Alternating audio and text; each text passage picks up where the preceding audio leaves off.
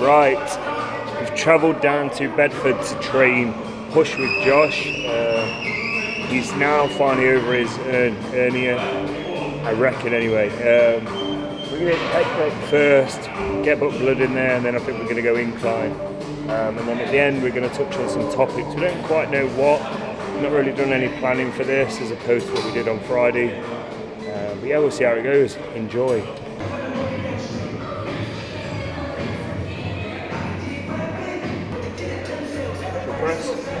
We're going to hit an incline first, so we're going to assess if we actually need to reverse band it. It's a little bit of a weird angle, these, how they kind of edge off to the back. We'll do a few feeders here without and then assess. Josh up first. Come on. Yes. Up.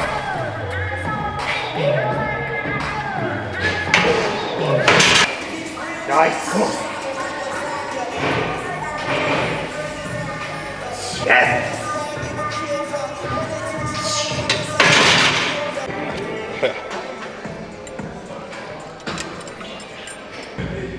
Oh. Okay.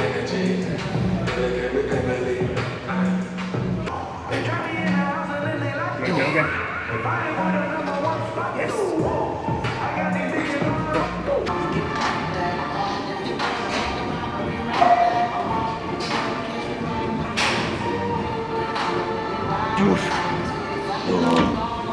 So we was doing a upper clavicle fly. Josh brought these ones in, and I'd got these. And I'd never actually seen the two, and then just asked Josh to run through what the actual difference is. So we're doing this with 2 cameras in there, but it works perfectly. So there's 2 different styles of cuffs. Now I made these ones originally on my right, maybe your left, and then because the issue that I faced was friction burn.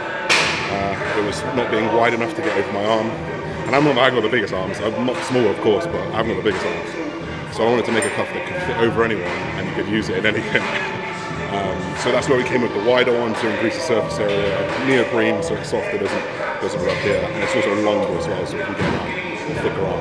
Now, when I started selling this, I noticed that maybe people with smaller arms, younger guys, teens, girls, there was a big gap between where they had it on their arm, and that's why I thought, actually, you know what, it's not a one-size-fits-all, other people need it, so I made these thinner, smaller leather cuffs for that exact reason, because these will fit. Not only will they fit like a smaller arm above the elbow, but they also fit the bigger arms tighter on the wrists, which is why I made them for lateral raises. So if you were being optimal, like you would have the thicker one for a fly and the thinner one for a lateral raise. If you're someone who's just got quite big arm, just the large one's absolutely fine. And if you're someone who's got a small arm, then this one's absolutely fine with both scenarios. But I use both. I use this one for laterals, this one for cuffs. I'm gonna have to order some of these. But you know, another question over there is I've recently through Cal been kind of having a few female athletes kind of program like an incline bench and kick back. Yeah. You reckon there'll be room for another load? Yeah, exactly. So like depending on your leg size, like I've seen girls with smaller legs use them, but they're not specifically for that. But if there is like a big enough case, I could probably do it. Yeah. Let's not put. We'll have to make some bigger ones for the kickbacks for the future.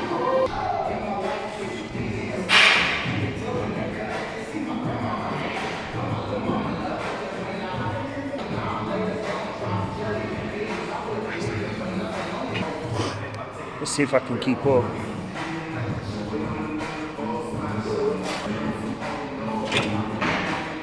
Is that it? I'm going to give that a retry, but I'm going to actually try and get aggressive and not smile.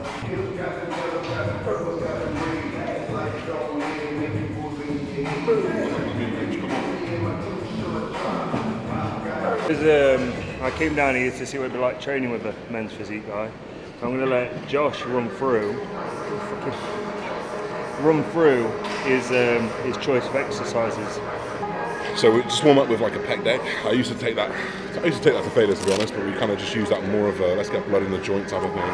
Let's get the muscle moving. Let's get that connection there, that neurological connection there. Then we load up with the press, reverse Smith band, reverse Smith press banded, one of those to.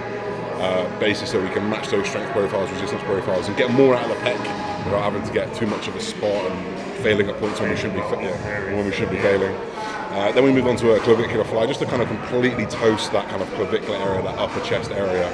And now we very much shift our focus to that meat, that bones of the pec, where we go into a flat press here. Then we'll do a lower pec fly, and that'll pretty much be us toast there. I might throw a rest pause on the end of it, because I'm personally at my higher volume week. And then we'll just hit some laterals and then arms. We'll hit my arms like 2 to 3 times a week, just to try to get the most out of growing them as a mentalsic athlete. So we'll hit some arms after this as well.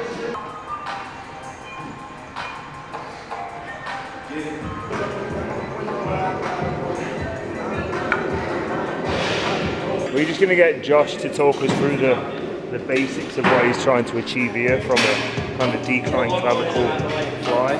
So we're going to go into a cuffed cable fly here. Now there's a couple of reasons why we've got cuffs in. Number one, the cuffs are going to reduce that joint pressure within the elbow, also within the shoulder joint. But not only that, but they actually allow you to create a drop off as well. Where that wider, there's a lot of weight coming through. And as we bring the elbows closer to that centre of gravity, we actually create a slight drop off. But it's a little bit weaker. So we're focusing on that lower costal fibre, directing that intent from high to low to really target that lower chest. Now, of course, you can actually flip this completely on itself and go from lower to high as well.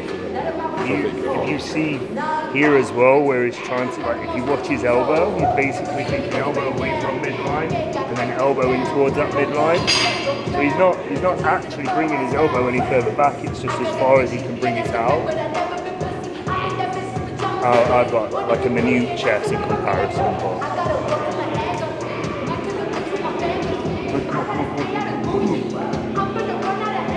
Yes.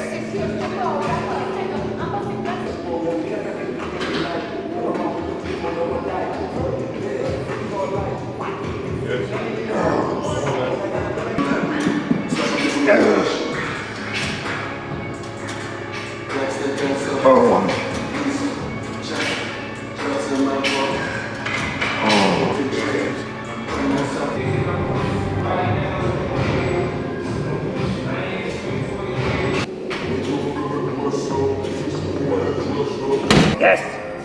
There's more. This is more. Drive. Yes.